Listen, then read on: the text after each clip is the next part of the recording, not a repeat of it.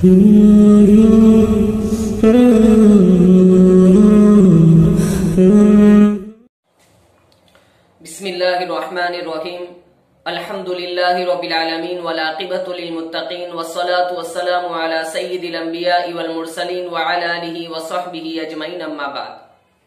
मोहतरम सामीन और नाज़रीन, अल्लाह के नबी सल्लल्लाहु अलैहि वसल्लम ने जिस वक्त मक्का छोड़कर मदीना की तरफ हिजरत फरमाई, उस वक्त से लेकर अब तक 1441 साल पूरे हो चुके हैं और 1442वां साल शुरू हो चुका है, जिसे हिजरी साल, इस्लामी साल और कमरी साल भी कहा जाता है। लेकिन अलमिया यह है कि हिजरी साल, उसके महीने और उसकी तारीख को याद नहीं रखा जाता।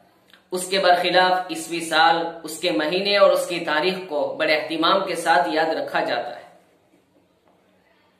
वजह उसकी है कि हम अपनी तारीख से कट चुके हैं, हम अपनी तारीख को भुला बैठे हैं। इसीलिए आज के इस प्रोग्राम में आपके सामने हिजरी साल के मुतालिक कुछ अहम बातें पेश की जाएगी। सबसे पहली बात तो यह है कि हिजरी साल का आगाज कब से हुआ। तो सन हिजरी 21 में जो हजरत उमर फारूक रदियल्लाहु ताला अन्हु का दौरे खिलाफत था, हजरत उमर फारूक रदियल्लाहु ताला अन्हु के सामने एक तहरीर पेश की गई, जिस तहरीर में सिर्फ शाबान का लफ्ज लिखा हुआ था। हजरत उमर फारूक रदियल्लाहु ताला अन्हु ने उस तहरीर को देखकर फरमाया कि ये कैसे मालूम होगा कि इस साल का शाबान मुराद है या गुज़श्ता साल का शाबान मुराद है। और चूंकि हजरत उमर फारूक रदियल्लाहु ताला अन्हु के दौर में इस्लाम का दायरा बहुत वसी हो चुका था, इसलिए सरकारी दफातर, सरकारी दस्तावेजात और सरकारी कागजात में भी उसकी बहुत ज्यादा जरूरत पेश आया करती थी। इसलिए हजरत उमर फारूक रदियल्लाहु ताला अन्हु ने फौरी तौर पर मजलिस शुरा बुलाई, जिसमें अकाबिरीन सहाबाए किराम रिदवानुल्लाहि अलैहिम अजमईन शरीक हुए। इस मजलिस में सबसे पहले इस बात पर गौर व फिक्र किया गया कि साल का आगाज कब से किया जाए। चुनांचे गौर व फिक्र करने के बाद 4 तरह की राय सामने आई। सबसे पहली राय तो यह थी कि अल्लाह के नबी अलैहिस्सलातु वस्सलाम की विलादत बासआदत से साल का आगाज किया जाए। दूसरी राय यह थी कि अल्लाह के नबी अलैहिस्सलातु वस्सलाम को जिस वक्त नबूवत मिली वहां से साल का आगाज किया जाए। लेकिन चूंकि इन दोनों यानी अल्लाह के नबी अलैहिस्सलातु वस्सलाम की विलादत बासआदत और नबूवत की तारीख में इख्तिलाफ होने की बुनियाद पर साल के आगाज में भी इख्तिलाफ हो सकता है, इसलिए इन दोनों रायों पर फैसला नहीं हुआ। तीसरी राय यह थी कि अल्लाह के नबी अलैहिस्सलातु वस्सलाम की जिस दिन वफात हुई है वहां से साल का आगाज किया जाए। लेकिन चूंकि अल्लाह के नबी अलैहिस्सलातु वस्सलाम की वफात हम मुसलमानों के लिए बहुत बड़े सदमे की चीज है, इसलिए वहां से भी साल का आगाज करना मुनासिब नहीं हुआ। चौथी राय यह थी जो हजरत अली रदियल्लाहु ताला अन्हु ने फरमाई थी कि अल्लाह के नबी अलैहिस्सलातु वस्सलाम ने जिस वक्त मक्का छोड़कर मदीना की तरफ हिजरत फरमाई वहां से साल का आगाज किया जाए। गौर व फिक्र करने के बाद हजरत अली रदियल्लाहु ताला अन्हु की इस राय पर हजरत उमर फारूक रदियल्लाहु ताला अन्हु ने फैसला फरमाया और तमाम सहाबाए किराम रिदवानुल्लाहि अलैहिम अजमईन इस पर मुत्तफिक भी हो गए। हिजरत अगरचे मुसलमानों की बदहाली को बतलाती है, मुसलमानों की कमजोरी और बेबसी को बतलाती है, लेकिन अगर उसके नताइज पर गौर किया जाए तो मालूम होगा कि हिजरत ही मुसलमानों के लिए तरक्की का बाइस बनी। हिजरत ही के बाद इस्लाम और मुसलमानों की सबसे पहली मस्जिद मस्जिद कुबा बनी। हिजरत के बाद ही मुसलमानों के इज्तिमाई अहकामात नाजिल हुए। हिजरत के बाद ही मुसलमान बिला खौफ व खतर अल्लाह तबारक व ताला के अहकामात पर अमल पैरा होने लगे। इसलिए हजरत उमर फारूक रदियल्लाहु ताला अन्हु ने अपनी दूरअंदेशी से इस पर फैसला फरमाया। इसी मजलिस में दूसरी बात यह सामने आई कि हिजरी साल का आगाज कौन से महीने से किया जाए। इस पर भी गौर व फिक्र करने के बाद 4 तरह की राय सामने आई। सबसे पहली राय तो यह थी कि रजबुल मुरज्जब से हिजरी साल का आगाज किया जाए। दूसरी राय यह थी कि रमजानुल मुबारक से हिजरी साल का आगाज किया जाए, इसलिए कि रमजानुल मुबारक बाबरकत महीना है, उसमें कुरान का नुज़ूल भी हुआ है। तीसरी राय ये थी कि मुहर्रमुल हराम से साल का आगाज किया जाए, इसलिए कि हाजी हज करने के लिए जाते हैं तो मुहर्रमुल हराम में वापस आते हैं। चौथी राय ये थी कि रबीउल अव्वल में साल का आगाज किया जाए, इसलिए कि रबीउल अव्वल में अल्लाह के नबी अलैहिस्सलातु वस्सलाम ने हिजरत फरमाई थी। गौर व फिक्र करने के बाद हजरत उमर फारूक रज़ियल्लाहु तआला अन्हु ने इस बात पर फैसला फरमाया कि मुहर्रमुल हराम से साल का आगाज होगा। एक तो वजह ये थी कि अगरचे अल्लाह के नबी सल्लल्लाहु अलैहि वसल्लम ने रबीउल अव्वल के महीने में हिजरत फरमाई थी, लेकिन इरादा तो मुहर्रमुल हराम ही में कर दिया गया था। दूसरी वजह ये थी कि जमाने जाहिलियत में भी मुहर्रमुल हराम ही को साल का पहला महीना करार दिया जाता था। चूंकि ये 12 महीनों के जो नाम हैं हिजरी साल के, वो अल्लाह के नबी सल्लल्लाहु अलैहि वसल्लम के जमाने से 200 साल पहले किलाब बिन मुर्रा के जमाने में तय हो चुके थे, और ये हिजरी साल के 12 महीने का जो निजाम है वो अल्लाह तबारक व ताला की तरफ से है। क्योंकि कुरान में अल्लाह तबारक व ताला फरमाते हैं, इन्न इद्दतश शुहूर इंदल्लाहि 12 शहरन फी किताबिल्लाहि यौम खलक़स समावाति वल अर्द मिन्हा अर्बअतुन हुरुम। यकीनन अल्लाह तबारक व ताला के नजदीक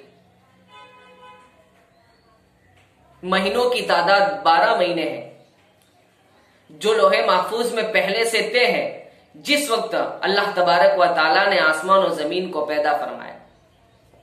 इससे मालूम होता है कि हिजरी साल का जो निजाम है, उसके जो महीनों का निजाम है, वो फितरी निजाम है, अल्लाह तबारक व ताला की तरफ से बनाया हुआ निजाम है और आसान निजाम है। लेकिन बड़े अफसोस की बात है कि हिजरी साल के महीनों के नाम भी बराबर हमें याद नहीं होते।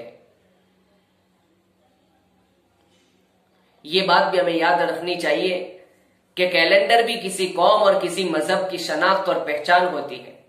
कैलेंडर के साथ भी किसी कौम या मजहब की तारीख वाबस्ता होती है, उससे तारीख जुड़ी हुई होती है। हमारे हिजरी कैलेंडर के साथ भी हमारी तारीख वाबस्ता है, हमारी तारीख जुड़ी हुई है।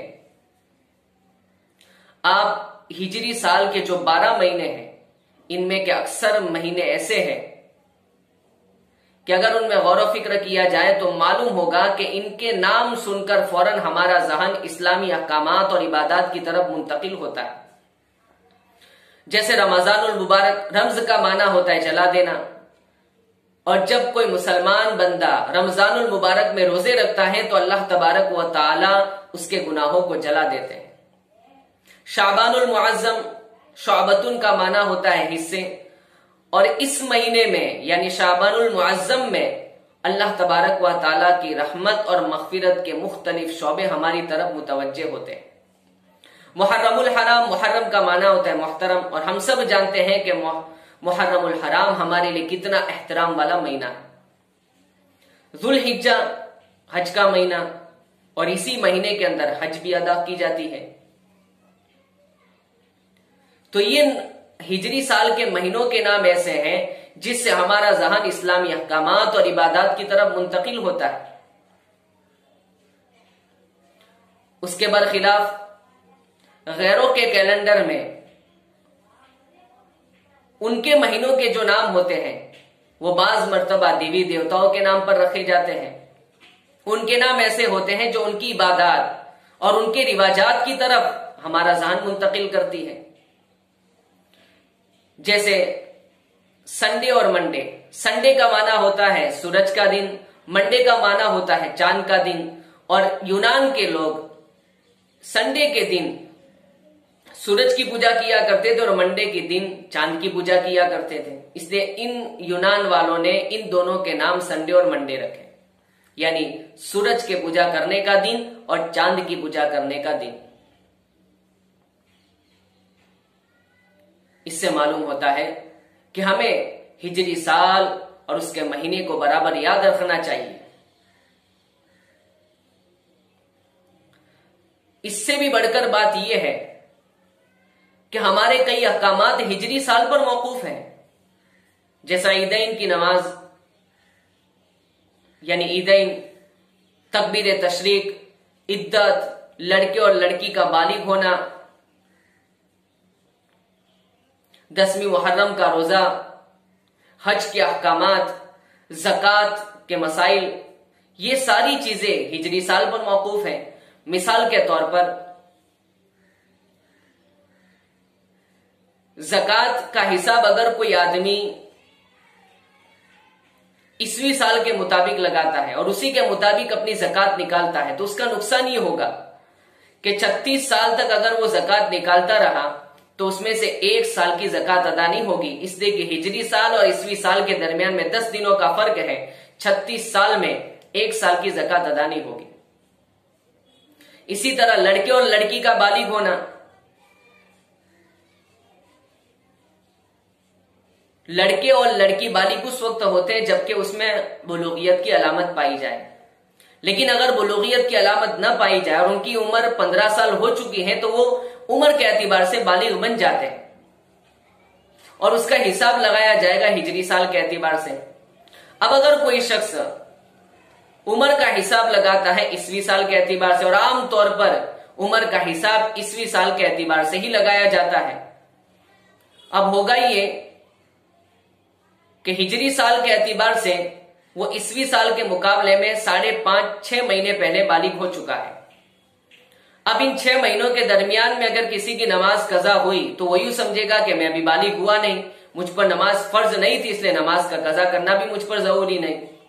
इसी दरमियान में अगर रमजानुल मुबारक के रोजे आ गए और रोजे छूट गए तो वो यही समझेगा मैं बालिग हुआ नहीं हूं और इसलिए मुझ पर रोजों की कजा वाजिब नहीं है, हालांकि वो हिजरी साल के एतबार से बालिग बन चुका है, उस पर रोजों की कजा भी जरूरी है और नमाज की कजा भी जरूरी है। अब अगर हिजरी साल और उसके महीने और उसके तारीख को याद न रखा गया तो सही तौर पर इस्लामी अहकामात और इबादत अदा नहीं हो सकते और हमारे लिए बहुत बड़े नुकसान की चीज होगी।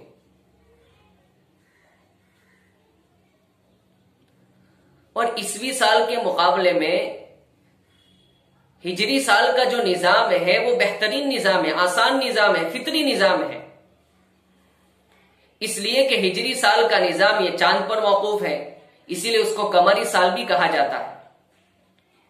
अभी इतना आसान निजाम है कि आदमी चांद को देखकर अंदाजा लगा सकता है कि आज कौन सी तारीख है। छोटा चांद है तो पहली तारीख, इससे बड़ा हुआ दूसरी तारीख, इससे बड़ा हुआ तीसरी तारीख, और जब मुकम्मल चांद हो जाता है तो आदमी समझ जाता है कि 15 तारीख है।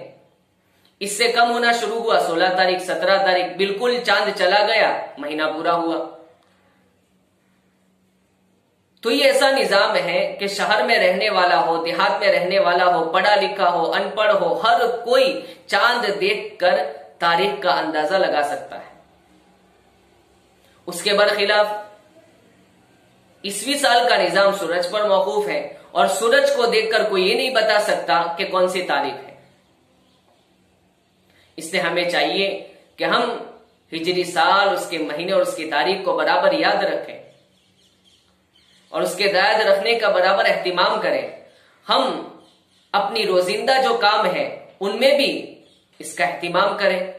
इसका मतलब ये नहीं है कि ईस्वी साल और उसकी तारीख और उसके महीने को याद रखना गुनाह है, गुनाह नहीं है, लेकिन जिस तरह हम ईस्वी साल, उसके महीने, उसकी तारीख को याद रखते हैं, इसी तरह हिजरी साल, उसके महीने और उसकी तारीख को याद रखने का एहतिमाम करें। वाखिरु दावाना अनिल हम्दुलिल्लाहि रब्बिल आलमीन। अस्सलामु अलैकुम व रहमतुल्लाहि व बरकातुहू।